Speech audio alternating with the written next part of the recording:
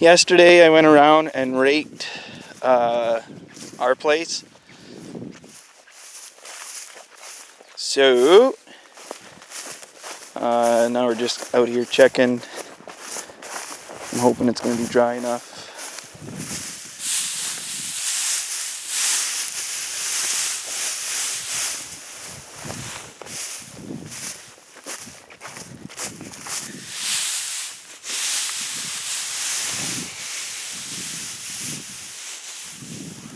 It's not bad.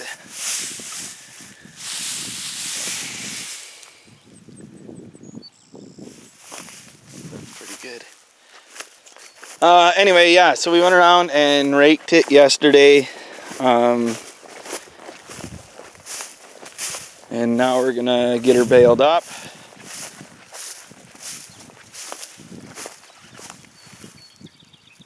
This year I did 5 opening rounds on most of the fields.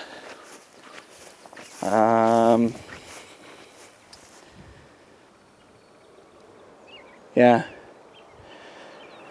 Every year I forget because not every year I rake. And I just got a 2-wheel rake that goes on the 3-point hitch of the tractor. And it works good, but the trouble I have, and maybe I just don't know what I'm doing, is for the very outside row, there's not enough room between, like, say, the grass and the fence line and the windrow to just be able to turn the windrow over. It ends up laying too far over, kind of in the grass. And not only that, in a lot of areas I can't get far enough over to the, let's say, the left. If you're looking at these rows here, I can't get over far enough to the left because the fence line is there, and the rake doesn't end up catching enough of the windrow to flip it. So the other option would be to drive and do the row on the side closest to the field, the standing hay still. But again, then you're flipping the windrow kind of almost into the standing hay. Not only that, but you're tramping the hay down all the way around the perimeter of the whole field, because that's where you got to drive. So I find what's easiest is flipping the very outside row on the left in, and then flipping the second row on the left out. So then you're kind of, what ends up happening is you end up putting 2 rows into one.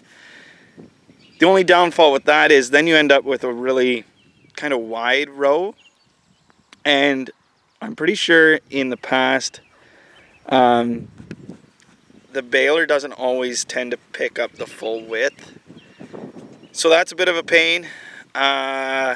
Yeah, so I don't really know if there's an easier way or a better way to do that. If you guys have any ideas, let me know. But anyway, that's what I do. I don't know that it's right, but I've tried different ways. I've tried all the ways that I just explained, and none are ideal. I don't know if I need a bigger rake or just what, but anyway, it works. It does, and the 2-wheel rake actually really does flip the row really good. It lays it over nicely. So, yeah, I got the tractor all greased, checked the oils, I got the baler all greased, took the tension off the belts over the winter. When we store it, we always lift the gate and make sure that take the tension off of the belts. So what you do for that is you open the gate, you take this pin here and you put it in that hole, and then you let your gate back down, and it just takes the tension off all the belts. that bearing there with the off-colored keeper, that's the bearing that Dad and I just changed this spring, about a week ago. It was a bit of a pain, but last year I had noticed that throughout the season and by the end of season, I could come while it was running, after doing, say, so many bales, and I could feel that it was warm compared to any of the other bearings. And I had talked to the dealer, and he thought, well, maybe it's just the design. And anyway, long story short, so I decided to change it. And it's a good thing we did, because when we took it apart, we found that the outer race of the bearing was actually had a crack in it. So it was starting to fail. And it would have, I don't think it definitely wouldn't have made this season. So, and it's never good having hot bearing, especially on a baler. It's one thing to have a bearing go on, say, a swather or something, but when you're dealing with dry hay, the last thing you want is a bearing to go and end up burning the baler. So.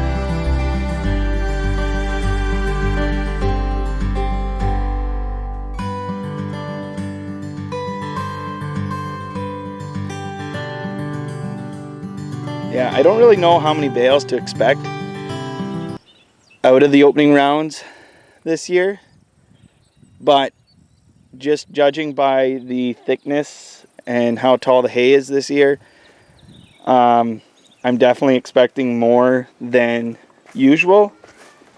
I know I'm saying a lot. I don't know. Sorry. But yeah, so I think it's going to be a good year. It'll be interesting to see at the end of the day how many bales we end up with.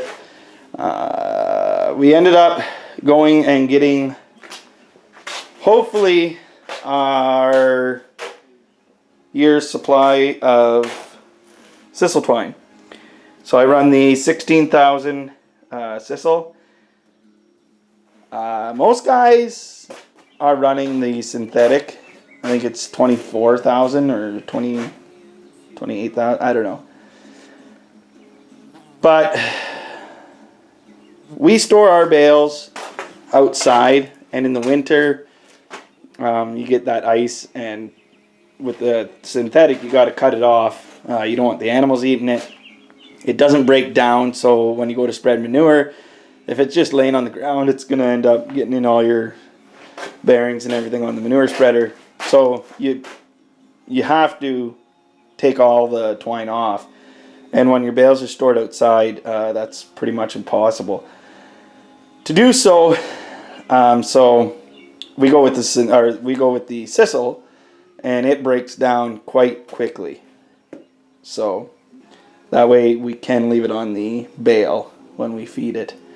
I normally try and flip the crusts off in the when I feed, but anyway. So each bale of twine this year came to, I think, $80, and we usually get about 100 bales to the bale of twine. So, but anyway, so this is gonna be it for this video. Hope you guys enjoyed it. We're trying to get more footage, but man, it's so hard when you're a one-man band and you're trying to get everything done. You know, cutting hay, raking hay, baling hay, hauling hay. It just seems like there's not enough time in a day. Like I spent all morning getting this ready, hauling the hay wagon back that I got fixed here, put the rake away. Just time goes by. By the time you go in the house, have a glass of water, you're coming back out and you're going to head out and bale. So